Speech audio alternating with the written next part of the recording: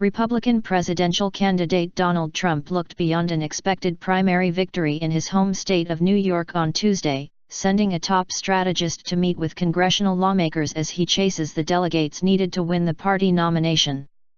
In the Democratic race, Hillary Clinton was hoping her own expected home state victory in New York will help her recapture momentum from U.S. Senator Bernie Sanders of Vermont and cement her lead. Paul Manafort, who is in charge of running Trump's strategy to amass delegates, met with lawmakers from the U.S. House of Representatives, including with some who have not endorsed him but may be considering it, according to those present. Manafort was expected to hold a similar gathering with some lawmakers from the U.S. Senate later on Tuesday.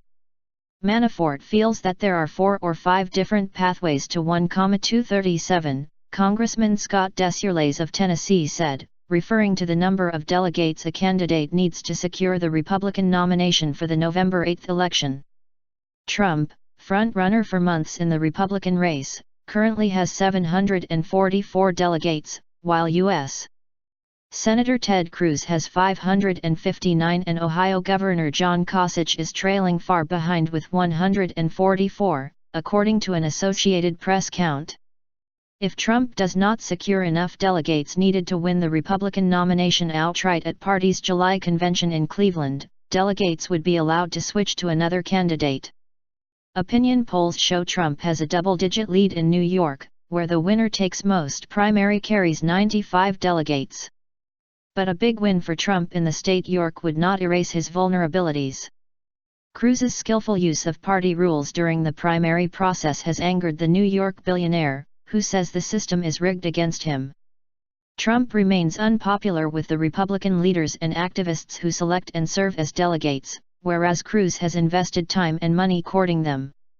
Some establishment Republicans have been alienated by Trump's more incendiary proposals, such as building a wall along the border with Mexico and slapping a temporary ban on Muslims entering the country.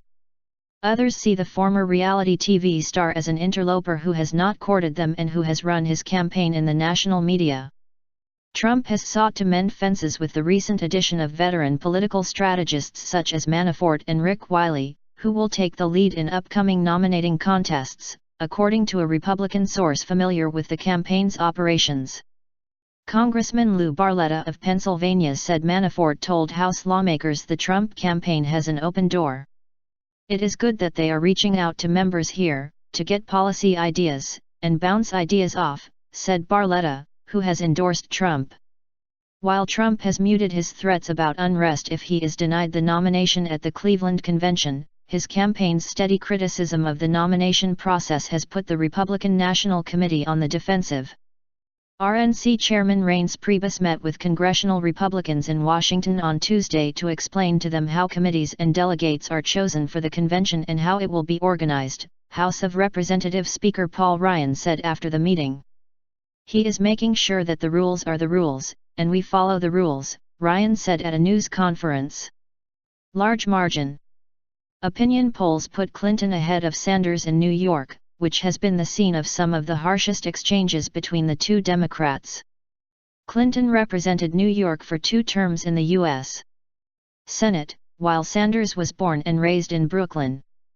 Clinton has 1,758 of the 2,383 delegates needed to win the Democratic nomination to Sanders' 1,076 delegates, according to an Associated Press tally.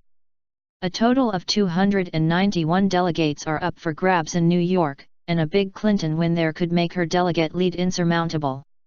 In Democratic nominating contests, pledged delegates are awarded proportionate to the support a candidate receives in each state, while superdelegates, who make up a smaller proportion, can support any candidate.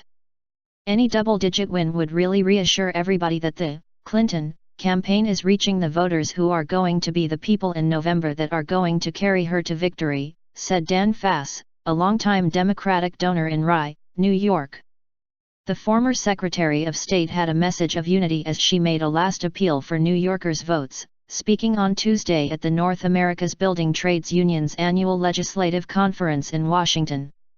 Clinton recalled how when she was a U.S. Senator, she immediately returned to Manhattan after the September 11 attacks to survey the destroyed World Trade Center with fellow U.S. Senator Chuck Schumer of New York, a Democrat, along with the city's then mayor and state's then governor, both Republicans. Our next president will also face the test of bringing people together. After this campaign with so much ugly divisive rhetoric, we're going to need some unity, Clinton said. Clinton promised that if elected president, a cross made by an iron worker from World Trade Center wreckage would hang in the Oval Office as a daily reminder of her commitment to workers.